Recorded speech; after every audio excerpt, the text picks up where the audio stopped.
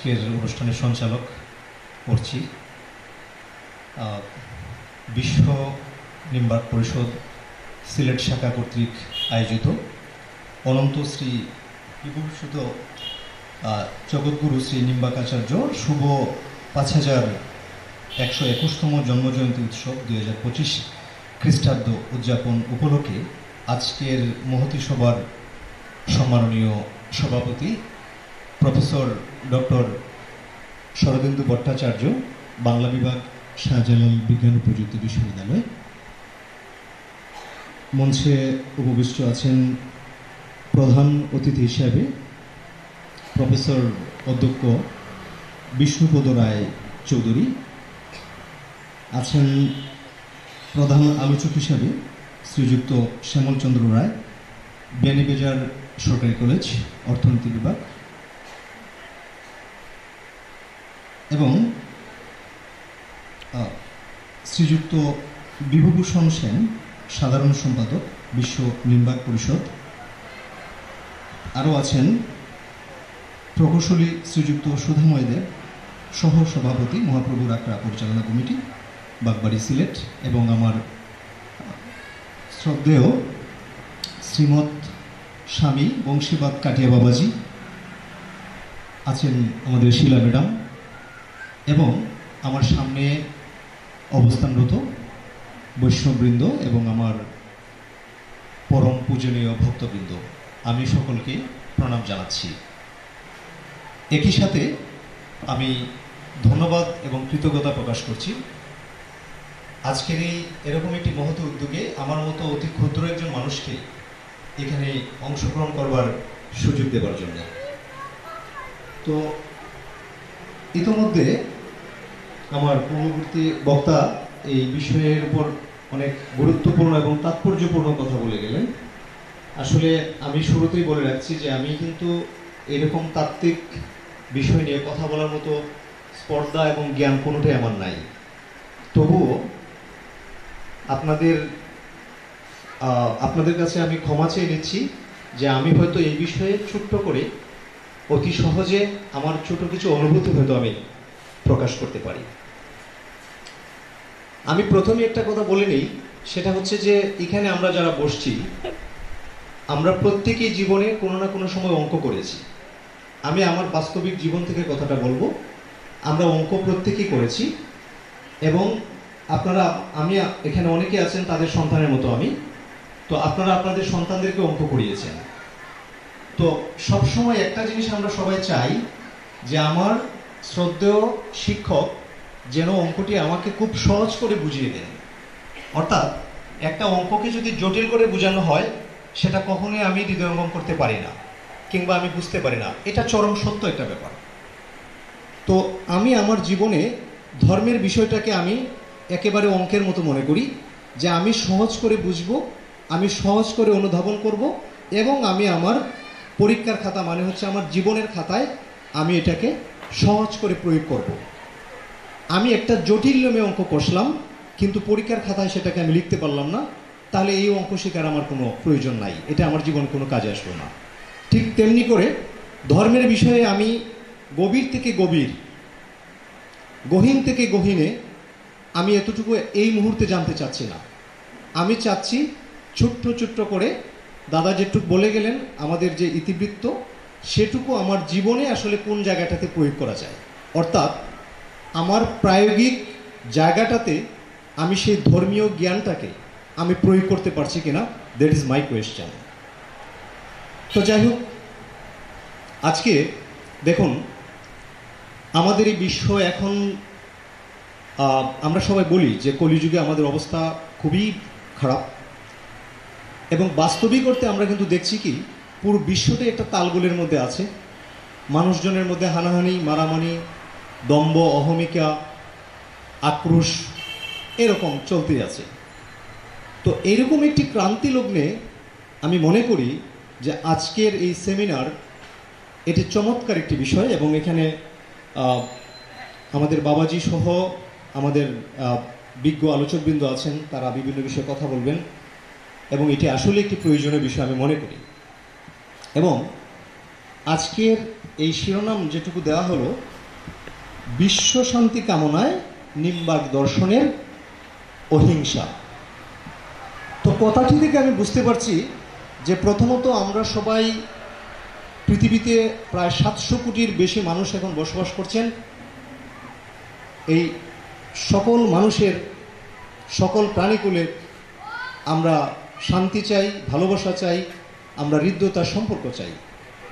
এবং এই সম্পর্ক তৈরির ক্ষেত্রে নিম্বার্ক সম্প্রদায় বা নিম্বার্কের অনুসারী যারা আছেন, শ্রী নিম্বার্ক আচার্যের অনুসারী যারা আছেন, কিংবা ওনার যে মত, সেই মত কতটুকু সহযোগী হিসেবে আমাদের কাজ করবে সেই কথাটি। তো আমি প্রথমেই এখানে একটা কথা উল্লেখ করি, এটা দাদা একটু আগে বলে গেলেন যে নিম্বার্কের সূচনাটা কিভাবে হলো। আমি একই সাথে কয়েকটি বিষয়কে আনি। প্রথমত আমাদের প্রত্যেকের মধ্যে একটা গোলক ধাঁধার মতো বিষয় কাজ করে, আমি নিশ্চিতভাবে এটা বলতে পারি, অন্ততপক্ষে আমার মধ্যে। সেটা হলো যে যখন আমরা মির্জা জাঙ্গালের দিকে যাই, লোকনাথ আশ্রম দেখি, একটা প্রশ্ন যে লোকনাথ ব্রহ্মচারীর এই অংশটা। আরেকবার নিম্বার্কের দিকে তাকাই যে এই অংশটা নিম্বার্কের। নাইরপুল গেলে পরে রামকৃষ্ণ পরমহংসদেবের মিশন। এইখানে আসলে যুগলটিলাতে আসলে পরে ইসকন। অর্থটা কি দাঁড়াচ্ছে? অর্থটা দাঁড়াচ্ছে যে আমরা আমাদের সিলেট শহরে বসবাসরত যত হিন্দু কিংবা সনাতন ধর্মের মানুষজন আমরা আছি, আমাদের মধ্যে বিভিন্ন ডিভাইডেশন আছে, বিভিন্ন ভাগ আছে। কিন্তু প্রকৃতপক্ষে এই ভাগটা যখন শুরু হয়, নিম্বার্কাচার্য যখন আসলেন, আপনি দেখুন ভালো করে, এর আগেও কিন্তু যেমন ধরেন আপনি শ্রী রামানুজ, শঙ্করাচার্য, এরকম করে আরও 5টি সম্প্রদায় কিংবা তারও বেশি বিভিন্ন সময় বিভিন্ন মতামত দিয়েছেন। কি উদ্দেশ্যে দিয়েছেন, কেন দিয়েছেন? একটাই উদ্দেশ্য হচ্ছে একটাই। উদ্দেশ্যটি হলো যে আমি আমার সৃষ্টির রহস্য জানতে চাই। আমি কে, কোথা থেকে আসলাম, আমি কি করছি, কেন করছি, কিভাবে করছি, এবং আলটিমেটলি আমার কি করণীয়। এই প্রশ্নটা কিন্তু তাদের মধ্যে আসছিল এবং তারা কি করেছেন, তারা প্রত্যেকেই এরকম প্রশ্নের উত্তর খুঁজতে চেষ্টা করেছেন এবং উত্তর খুঁজতে গিয়ে এক একজন এক এক রকম তাদের ফিলোসফিটাকে আমাদের মধ্যে তুলে ধরেছেন। তারা কিন্তু আমাদের মধ্যে কোনো কন্ট্রাডিক্টরি করেন নাই, তারাও তাদের পার্সোনাল অভিমতটা তুলে ধরেছেন।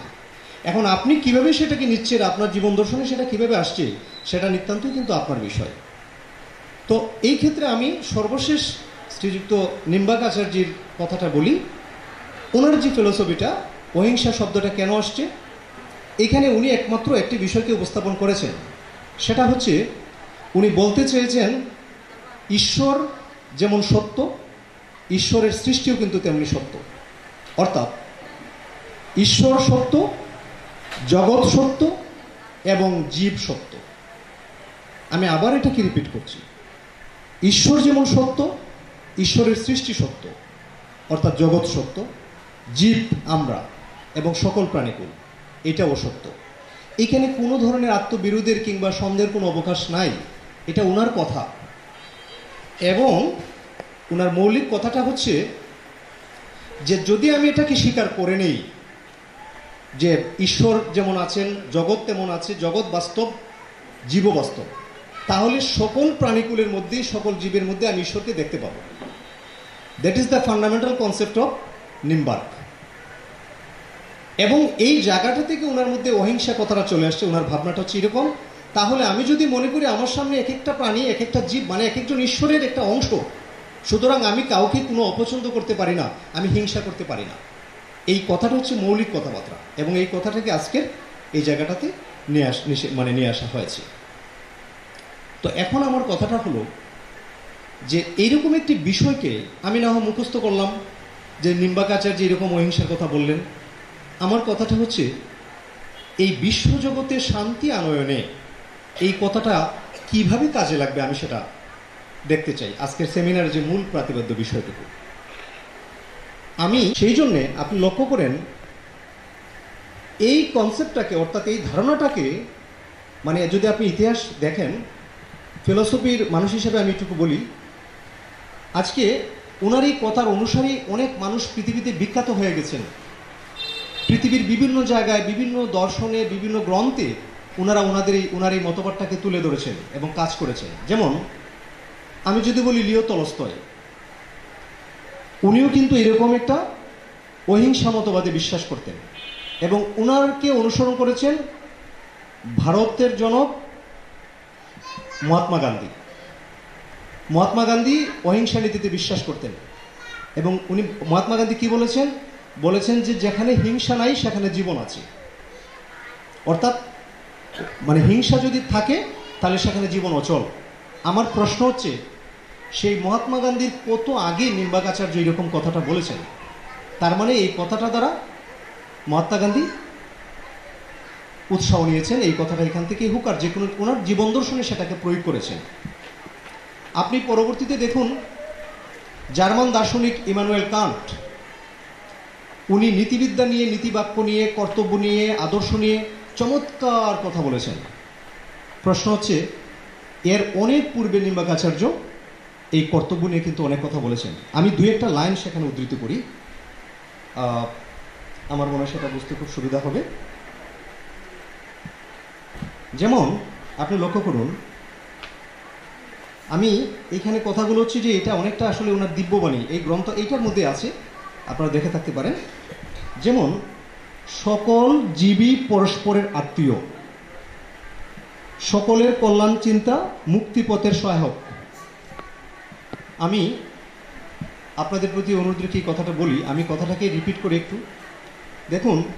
সকলের কল্যাণ চিন্তা মুক্তিপথের সহায়ক, এই ছোট্ট একটা লাইন, এটাকে জার্মান দার্শনিক ইমানুয়েল কান্ট এমনভাবে প্রয়োগ করেছেন, উনি এই জায়গাটা থেকে একটা সর্বজনীন নীতি প্রয়োগ করেছেন।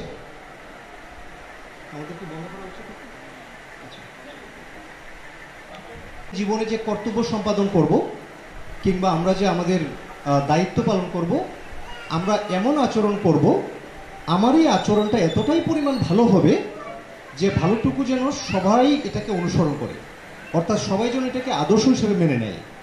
অর্থাৎ সর্বজনীন নীতি মূলত এটাকেই বোঝানো হচ্ছে। তো এখন কী রকমের আদর্শ, এই কথাটাকে আপনি একটু বিশ্লেষণ করি। যেমন দেখেন, উনি বলেছেন যে আমার ভিতর থেকে এমন একটা আদর্শ আসবে যেখানে কোনো শর্ত থাকবে না, অর্থাৎ কোনো রকম শর্ত আরোপ করা যাবে না। কীরকমের শর্ত দেখেন এবার। যেমন দেখেন, আমরা এই যে আমাদের দুর্গা মন্দির কিংবা এলাকায় যখন কোনো অনুষ্ঠান হয়, আপনারা অনেকেই সেটা জানি, যখন কেউ একজন চাঁদার জন্য আসছেন, আপনি বড় একজন ডোনার, আপনি বলছেন যে ঠিক আছে আমি মন্দিরে দিব, আমার ছেলে টাকা পাঠিয়েছে আমি দিব, তবে একটা শর্ত আছে। যে কি শর্ত?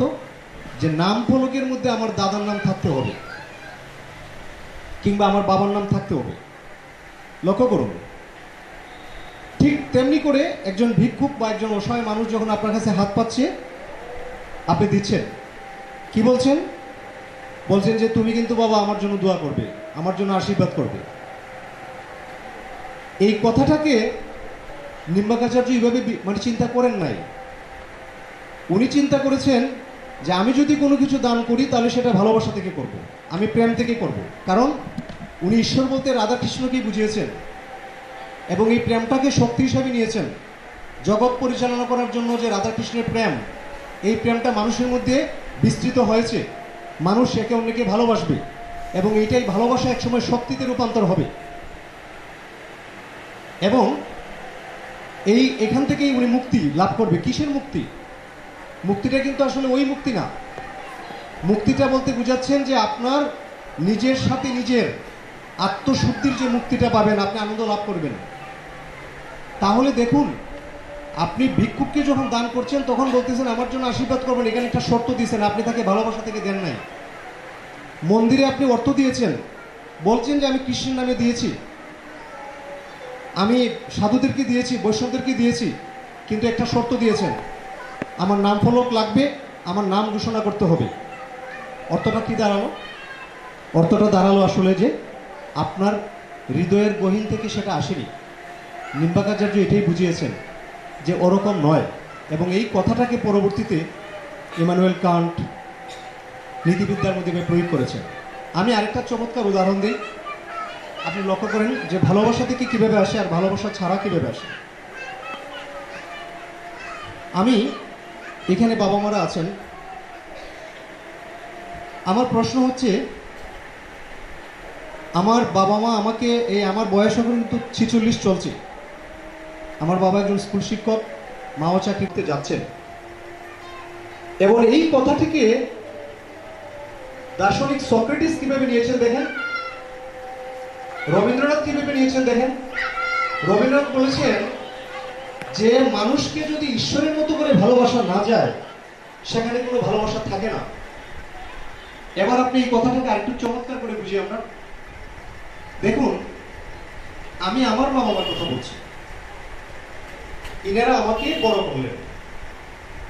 এখন আমি যখন ভোটাধিকার পেলাম, তখন কিন্তু আমার বাবা মা আমাকে এমন কোনো শর্ত দেন নাই যে তুমি তো এখন প্রাপ্তবয়স্ক হয়ে গেছো, আসো তোমার সাথে আজকে একটা ডিট করি, একটা দলিল করে নিই।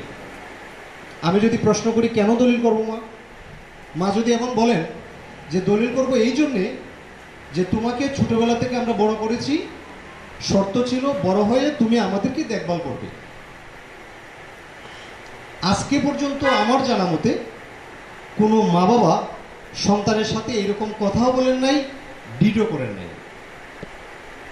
দেখেন প্রকারান্তরে কি হচ্ছে, মা বাবা তার সন্তানকে জীবনের চেয়ে বেশি ভালোবেসে আসছেন, প্রয়োজনে জীবন দিয়ে দিবেন সন্তানের জন্য। এটুকু ভেবে নয় যে আমার সন্তান বড় হয়ে আমাকে দেখভাল করবে, আমাকে লালন পালন করবে, এটা নয়। প্রকৃতপক্ষে এইখানের মধ্যে একটা ঐশ্বরিক প্রেম আছে, ঈশ্বরের একটা কানেকশন আছে। আমি যদি প্রশ্ন করি পৃথিবীতে আমি কিভাবে আসছি, সরাসরি উত্তর হচ্ছে যে আমি আমার মা বাবার মাধ্যমে আসছি। তার মানে ঈশ্বর আমাকে, ভগবান আমাকে পাঠিয়েছেন সবচেয়ে সুরক্ষিত জায়গা আমার মায়ের গর্ভে। এটা উনি ভেবেচিন্তে পাঠিয়েছেন এবং এখান থেকে আমি দুনিয়াতে আসছি। তার মানে এই 3 ডাইমেনশনাল একটা জায়গা। আমি শ্লোক নাম্বারটা বলতে পারছি না, আমি এত পড়াশোনা করি না। গীতার মধ্যে এই সম্পর্কে একটা চমৎকার কথাও আছে যে তুমি যদি ভগবান লাভ করতে হয় তাহলে আগে তোমার পিতামাতা প্রপিতামহকে লাভ করো। যারা বিজ্ঞজন আছেন তারা জানবেন, আমি আসলে শ্লোক নাম্বারটা বলতে পারছি না, দুঃখিত। তো যাই হোক, কথাটা হলো মা বাবা যেমন করে শর্ত দেন নাই, সন্তান কিন্তু একটা পর্যায়ে আসার পরে দেখেন, আমি জানি না আমার বাবা মাকে আমি কতটুকু দেখভাল করি, বাট আমার একটাই ডিটারমিনেশন, আমার লক্ষ্য শুধু একটাই। সেই লক্ষ্যটা হচ্ছে যে আমি যদি মা বাবাকে এতটুকুন ভালোবেসে থাকি, মৃত্যুর পরে শাস্ত্র মতে, লক্ষ্য করুন, মৃত্যুর পরে শাস্ত্র মতে, মানে আমরা যা কিছু করি, আমি হয়তো একজন সম্মানীয় ব্রাহ্মণের কাছে যাব, আমার কুলপুরোহিত, কিংবা একজন বৈষ্ণবের কাছে যাব, শাস্ত্রর অনুসারে উনি আমাকে বুঝাবেন যে তোমার বাবা গত হয়েছেন, মা গত হয়েছেন, এইভাবে কাজগুলো করো। তাহলে কি করতে হবে? শাস্ত্রক্রিয়া করতে হবে। সাথে আসবে সাধ্যমতো কিছু মানুষের বলিভোজন। এখন আমি যদি সাধ্যমতো ধরেন আমি 500 লোকের বলিভোজন করাইলাম, তাতে আমার কি হচ্ছে? চমৎকার একটা জিনিস হচ্ছে, সবাই বলবে যে এমসি কলেজের সহকারী অধ্যাপক রিঙ্কু তালুকদারের বাবা গত হয়েছেন এবং চমৎকার শ্রাদ্ধক্রিয়া করেছেন। আমার প্রশ্নটা হচ্ছে একটা জায়গায়, এই বড় করে শ্রাদ্ধক্রিয়ার মধ্য দিয়ে আমার বাবার লাভটা কি হচ্ছে আপনি আমাকে বুঝিয়ে বলুন। এখানে স্রেফ আমি কিছু মাত্র নাম কুড়ানোর জন্য আমি এই কাজটা করলাম মাত্র। আমার যদি ভালোবাসা থাকে, সেই ঐশ্বরিক প্রেম যদি মা বাবার সাথে থাকে, আমি শ্রাদ্ধক্রিয়ার আগে নয়, মৃত্যুর আগে আমি ওনাদেরকে করে, মানে ওনাদের জন্য কিছু করতে চাই।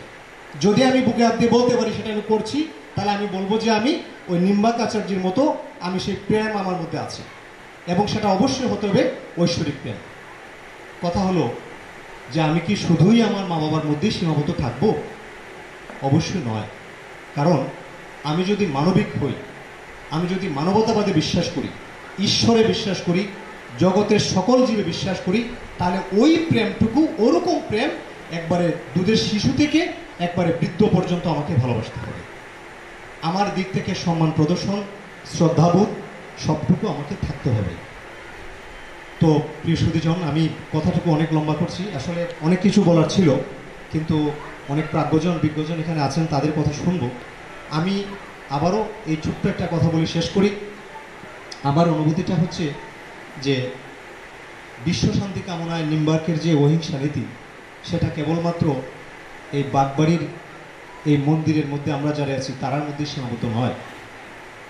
আমি একজন শিক্ষকের সন্তান এবং শিক্ষক হিসাবে আমি সবসময় বিশ্বাস করি যে যদি আমাকে একজন যা মন চায় তা বলুক, যা মন চায় তা করুক, আমি যদি এই নিম্বাকাচার্যের এই চমৎকার একটি বিষয় যে ঈশ্বরের মতো ঐশ্বরিক প্রেমে যদি আমি বিশ্বাস করি, সকল প্রাণীগুলোকে যদি ভালোবাসি, বাসতে পারি, শ্রদ্ধাবোধ আমার মধ্যে তৈরি হয়, মানুষের প্রতি মানুষের মমত্ববোধ তৈরি হয়, এবং সেটা যদি আমি ছড়িয়ে দিতে পারি, নিশ্চয়ই নিশ্চয়ই বিশ্ব শান্তিময় হবে, কল্যাণময় হবে, ক্লেশ দূর হবে। আপনাদের সবার সুস্বাস্থ্য দীর্ঘায়ু কামনা করে আমি বিদায় নিচ্ছি।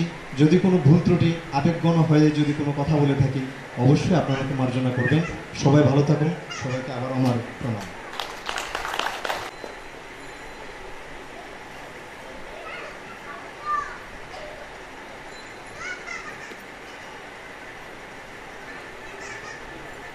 ধন্যবাদ।